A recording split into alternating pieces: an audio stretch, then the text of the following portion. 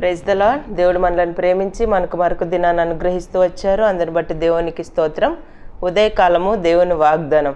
మొదటి దినవృత్తాంతాల గ్రంథం 12వ అధ్యాయము 18వ వచనం.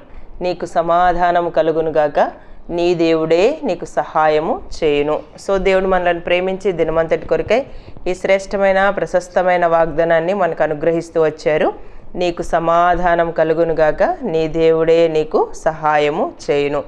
అంటే ఇక్కడ నీకు సమాధానం కలుగునుగాక, నీ దేవుడే నీకు సహాయం చేయును అని దావీదుతో అమాషై ఈ మాటలు సెలవిస్తూ వచ్చాడు అనమాట. అప్పుడు 30 మందికి అధిపతి అయిన అమాషై ఆత్మవశుడై, దావీదు, మేము నీ వారం, యెషై కుమారుడా, మేము నీ పక్షమున ఉన్నాం, నీకు సమాధానం కలుగునుగాక, సమాధానం కలుగునుగాక, నీ సహకారులకును సమాధానం కలుగునుగాక, నీ దేవుడే నీకు సహాయం చేయనని పలకగా దావీదు వారిని చేర్చుకొని వారిని తన దండునకు అధిపతులుగా చేసెను.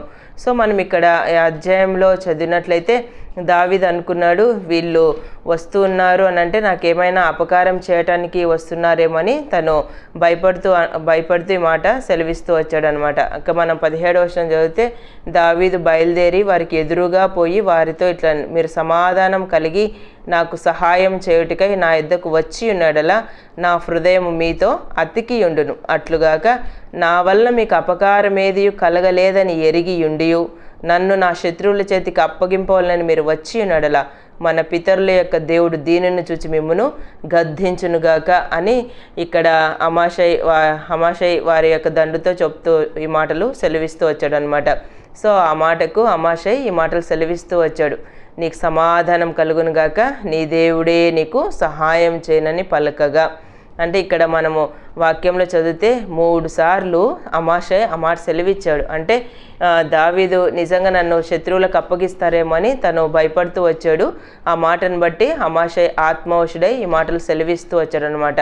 సో ఎప్పుడైతే ఈ మాట సెలవిస్తూ వచ్చాడో దాన్ని బట్టి వారిని దావీదు చేర్చుకున్నట్లుగా తన దండునకు అధిపతులుగా నియమించినట్లుగా మన వాక్యంలో చదవగలం. ఉదయకాలం నీకున్న పరిస్థితులను బట్టి అవి శత్రువుల ద్వారా కుటుంబంలో ఎవరినైనా పోగొట్టుకొని రకరకాల పరిస్థితులను నువ్వు ఫేస్ చేస్తూ నెమ్మది లేక సమాధానం లేక సహాయం లేని నిస్సహాయ స్థితిలో ఉదయకాలమును ఉంటూ బాధపడుతూ నీలో నీవే ఒంటరితనాన్ని అనుభవిస్తూ ఎవరు ఓదార్చేవారు లేరని నువ్వు అనుకుంటూ బాధపడుతున్నావేమో ఉదయకాలం.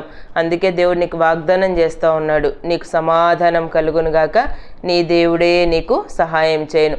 దేవుని ద్వారానే మనం సమాధానం పొందగలం, దేవుని ద్వారానే మనం సహాయాన్ని పొందగలం, దేవుని ద్వారానే మనం ఆదరణ పొందగలం, దేవుని ద్వారానే శత్రువుల మీద విజయాన్ని కూడా మనం పొందగలం. ఇక్కడ దావీదుకి దేవుడు ఏ విధంగా అయితే ఈ యొక్క సహాయాన్ని అనుగ్రహిస్తూ వచ్చాడో ఉదయకాలం, దావీదుకు సహాయం చేస్తున్నటువంటి దేవుడు మనకు కూడా సహాయం చేయగలరు. న్యాయాధిపతుల గ్రంథం 6వ అధ్యాయం 23వ వచనం చదివితే, యెహోవా నీకు సమాధానము, భయపడకుము. ఇక్కడ గిద్యోను యెహోవా దూతను చూస్తూ వచ్చాడు. యెహోవా దూతను చూసిన తర్వాత తన హృదయంలో తను అనుకున్నాడు, నేను ఇంకా చనిపోతానేమో అని.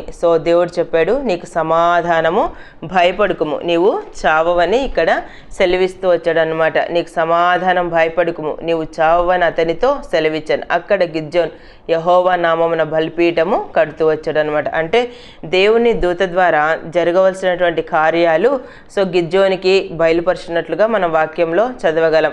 దేవునికి ఎప్పుడైతే మనం నమ్మకంగా ఉంటామో మన నమ్మకమైన ఆ పనిని బట్టే దేవుడు మనతో మాట్లాడతాడు, మనతో ముచ్చటిస్తాడు.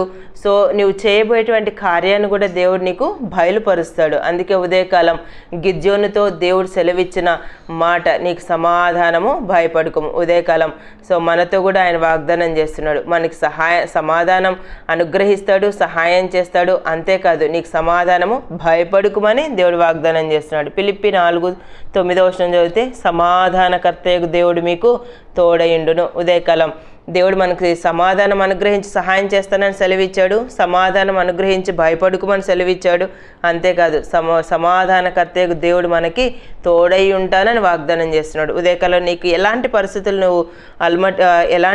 నువ్వు ఫేస్ చేస్తున్నా ఆ పరిస్థితులన్నింటిలో కూడా దేవుడు నీకు అభయాన్ని అనుగ్రహిస్తున్నాడు. ఉదయకాలం నీకు సహాయం చేస్తానంటున్నాడు, భయపడుకుమని సెలవిస్తూ ఉన్నాడు. అంతేకాదు సమాధానకర్తయ్యకు దేవుడు మీకు తోడైండును. ఉదయకాలం నీకున్న ప్రతి పరిస్థితిలో దేవుని యొక్క వాగ్దానాన్ని అన్వయించుకొని ముందుకు కొనసాగినట్లు ప్రభు మనందరికీ సహాయం చేయను గాక. ప్రార్థన చేసుకుందాం. ప్రేమైన తండ్రి, మీకు వందనాలు యేసయ్య.